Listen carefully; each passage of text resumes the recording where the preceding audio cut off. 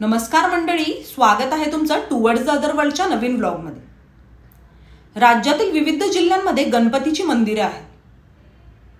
प्रत्येक मंदिराचा खास असा इतिहास आहे। आज आपण पुण्यातील चिंचवडचे ग्रामदैवत असलेल्या श्री मोरया गणपतीचा इतिहास जाणून घेणार आहोत। चिंचवड रेल्वे स्थानकापासून अवघ्या 2 किलोमीटर अंतरावर मोरया गोसावी मंगलमूर्तीचे मंदिर आहे। महाराष्ट्रातील थोर गणेश भक्त मोरया गोसावी यांनीच या उजव्या सोंडेच्या गणपतीची स्थापना केली। चिंचवडमधील मोरया गणपतीचे मंदिर हे गणेश भक्तांचे श्रद्धास्थान आहे। पवना नदीच्या तीरावर हे मंदिर वसलेले आहे। गणेश भक्तीची साक्ष देणारे हे स्थान आहे। गणेश भक्त मोरया गोसावी यांची समाधी देखील याच ठिकाणी आहे। आजचं दिसणारं हे मंदिर 1858 मध्ये चिंतामणी महाराजांचे पुत्र नारायण महाराजांनी बांधलं असा उल्लेख असून हे अत्यंत जागृत असं पवित्र देवस्थान आहे। श्री मोरया गोसावी यांचा जीवन प्रवाह, त्यांच्या आयुष्यातील घटना याबद्दलची सगळी माहिती येथे उपलब्ध आहे। चिंचवडमधील हे ठिकाण मोरया गोसावी मंदिर नावाने ओळखले जाते। खरं म्हणजे पुण्यातील चिंचवडमधूनच गणपती बाप्पा मोरया या जयघोषाला सुरुवात झाली असे देखील म्हटले जाते। आज देशभरात गणेश भक्त गणपती बाप्पा मोरया मंगलमूर्तीचा जयघोष करतात। मंदिर परिसरातील सर्वात महत्त्वाची गोष्ट म्हणजे मोरया गोसावी यांच्या पुण्यमय अशा संजीवन समाधीची वास्तू आणि परिसर हा काळ्या पाषाणातील समृद्ध वारसा आजही पावणेकाठी दिमागात असा उभा आहे। श्री मोरया गोसावी समाधी मंदिराची बांधणी 1581 मध्ये पूर्ण झाली।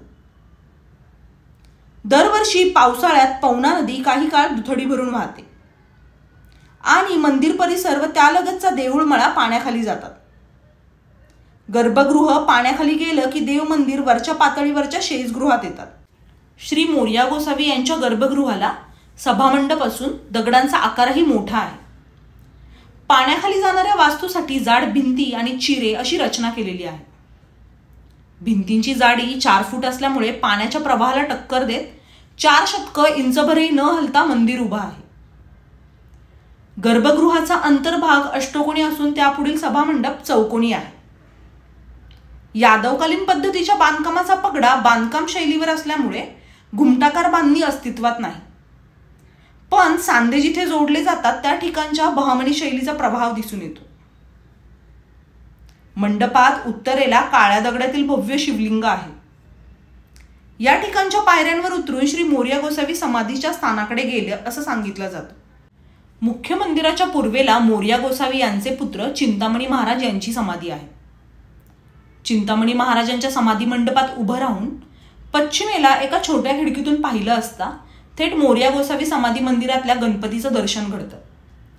तसंच खाली पाहताच 5 फूट खाली असलेल्या चिंतामणी महाराज यांची उत्तर दक्षिण झोपलेल्या अवस्थेतील मूर्तीची समाधी दिसून येते। देवस्थानाच्या पायऱ्या उतरताना लगेचच्या भागात जुनी मठाची इमारत होती। ही जीर्ण इमारत उतरवून ती जागा आता भक्तांना विसावण्याकरता ठेवण्यात आली आहे। श्री मोरया गोसावी यांच्या कालखंडापासून अनेक शतकं इथलं धार्मिक व सामाजिक कार्याचं महत्त्व आहे। शहाजीराजांच्या काळापासून मोरया गोसावी व पुढच्या पिढ्यांना आलेली पत्र व सनदा हा ऐतिहासिक दस्तऐवज देवस्थानानं जपला आहे। तुम्हीही नक्की या मंदिराला भेट द्या आणि तुम्हाला आमचा हा व्लॉग कसा वाटला नक्की कळवा। तोपर्यंत भेटूया पुढच्या नवीन व्लॉगमध्ये।